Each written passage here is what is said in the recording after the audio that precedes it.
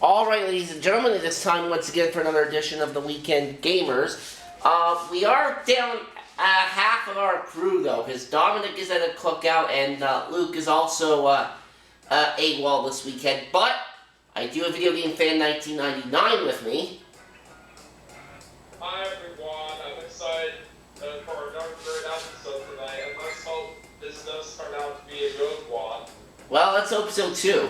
Now, before now obviously you see on the screen what we're going to be playing, but first I do have to explain something. Normally, if we have two members absent, we postpone the taping until the following weekend. However, I had promised Daniel off camera that we were going to play Splatoon 3 this weekend, and I did not want to break that promise. So in this situation, we are going to go ahead as scheduled. Now, even though it's just 50 mark for this episode, it still should be a fun one. Yeah. And you'll also notice that we are not doing Mario Party like we normally do a lot of the time. In fact, Mario is completely absent from this episode. We are playing a different Nintendo franchise for this one. We are playing some online matches on Splatoon 3. So this is the first time that this game is being featured as an episode of this series. So this is definitely going to be a nice change of pace. Yeah, I'm a big fan of Splatoon, so it's definitely going to be nice to change it up for this episode. Yep. Alright, well, let's hope we can get a couple of wins here.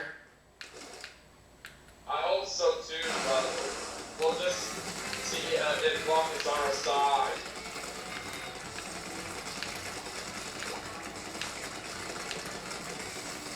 Now, hopefully Dominic and Luke are enjoying their activities, and we do look forward to having them again in the next episode. I do hope both of them can make it to the next episode as well.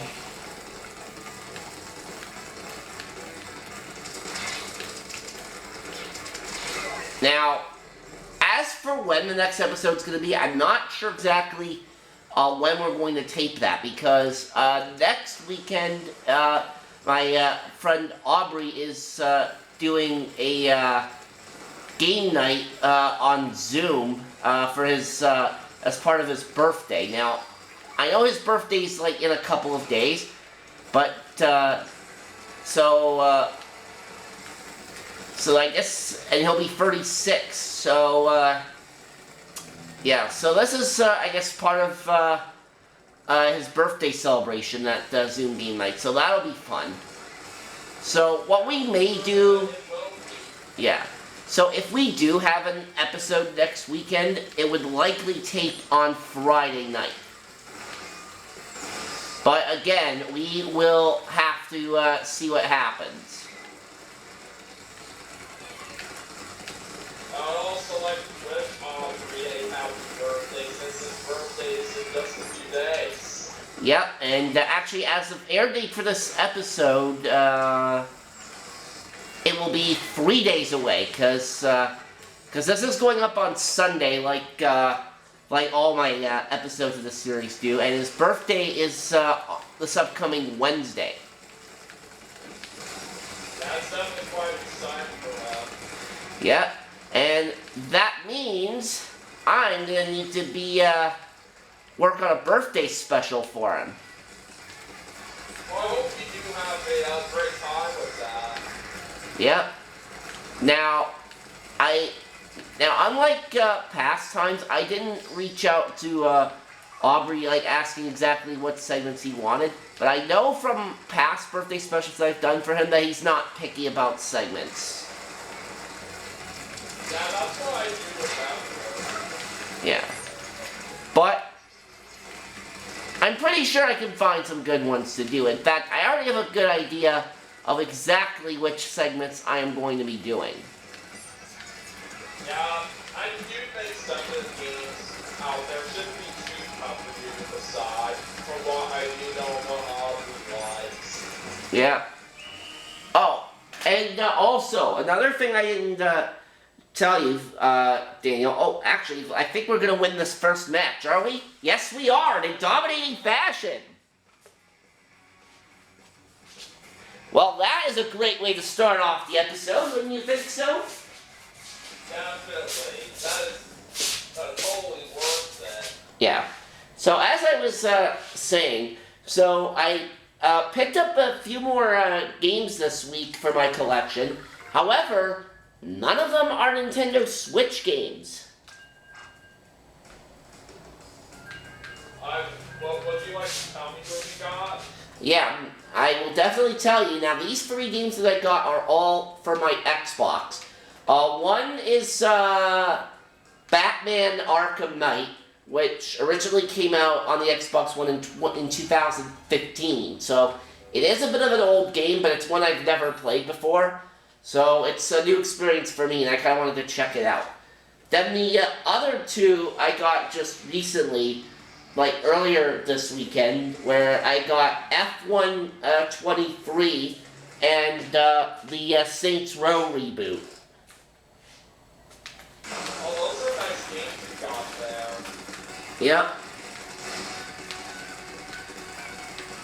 Well, since you got F123, I'm not a big F1 fan myself, but it still is a pretty nice racing series. Yep. And speaking of F1, they actually do have McLaren F1 cars in Asphalt 8. Ah, that's very cool. And actually,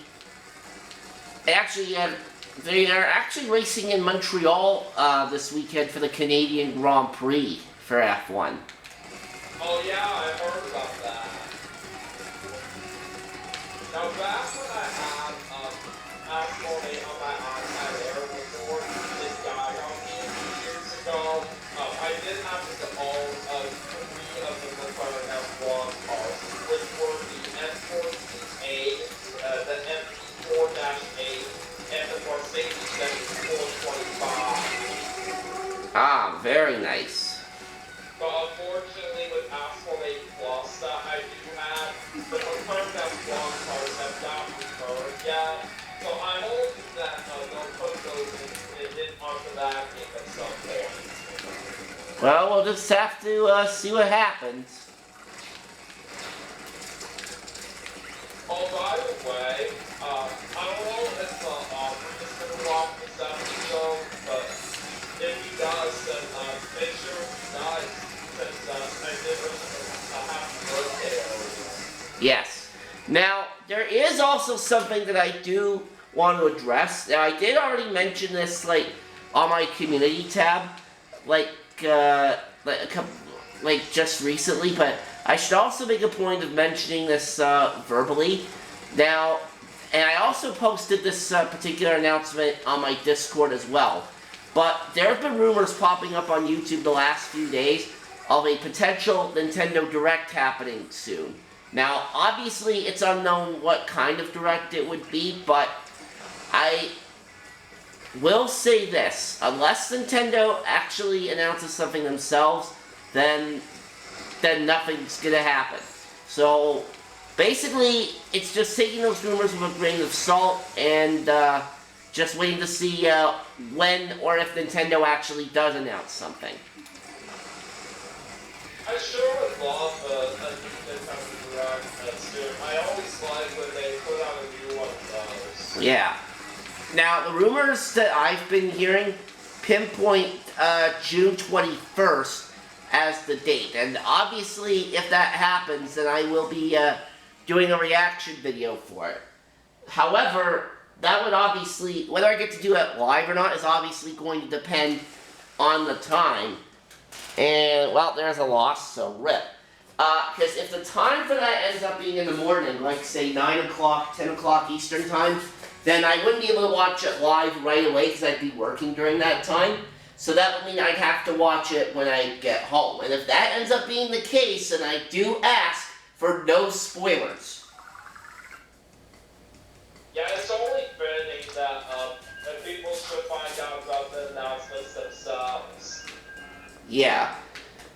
So I know the last direct that happened, like, it was at like 5 o'clock in the afternoon, and that worked out nicely for me because I was able to get a few people like to watch it with me, like in my Discord.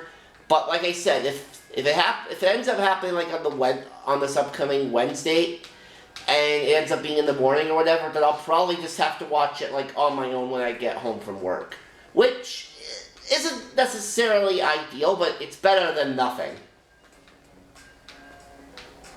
Well, depending on when the new Nintendo Direct is, like on a day and a time-wise, it just like depends on if I'll be able to watch it live myself as well, and there is an error.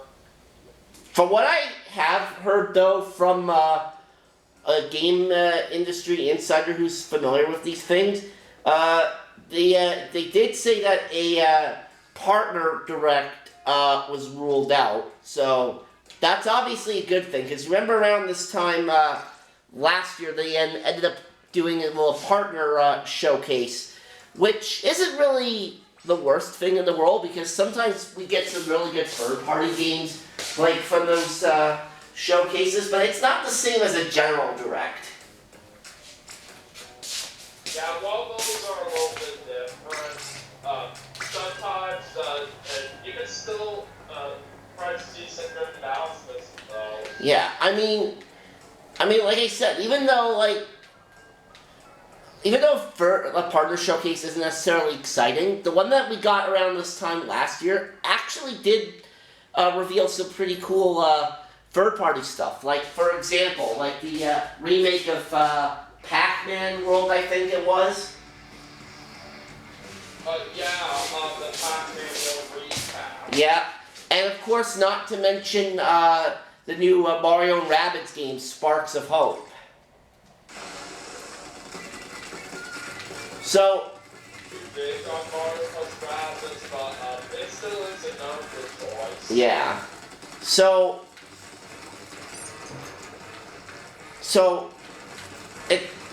even with partner showcases, it is still possible for some of Nintendo's own characters to appear in those, but obviously the condition would be that they'd have to be part of a collab with one of Nintendo's partners. Which was the case with, which in the case of Mario and Rabbids would have been with Ubisoft.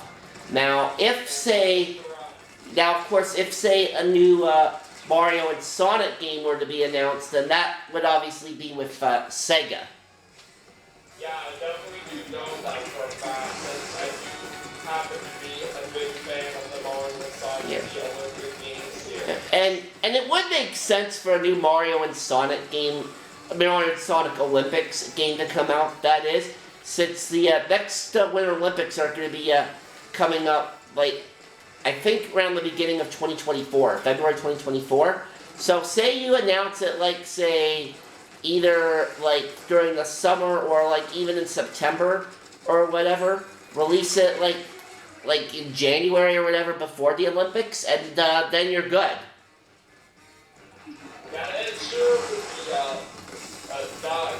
I do know the previous game in the series was from Tokyo 2020. Yeah, and those, of course, are the Olympics that got infamously delayed by the pandemic, but thankfully things have settled down with that now. Yeah, it's not as bad as it used to be from the start. Yeah. After the Olympics got postponed the last time they did them, even though they actually did them in 2021, they still called it Tokyo 2021. Pretty interesting. Well, that's to keep with the proper branding.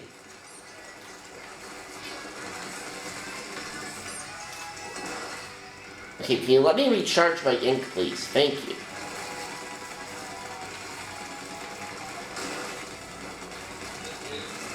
As well, for all of you Fortnite fans out there, I'm going to be pretty sad that I'm saying that he's retiring as host of Team Fortune after that season. Yeah, for those who have not heard, Pat Sajak is going to be retiring from Wheel. The upcoming, well, as host anyway, the upcoming season in September is going to be his last one as the host. Yeah, it's really been a long time coming from Pat Sajak. And from what I've heard, there's career over the years, and after he does retire, things just won't be the same without him. From what I've heard, there's preliminary talks for Ryan Seacrest to potentially replace him, but we'll have to see what happens there. Maybe Ryan Seacrest would be a good replacement, but we'll see how that goes. I do know he does host the Rocket East Spectacular every year on New Year's Eve. He does.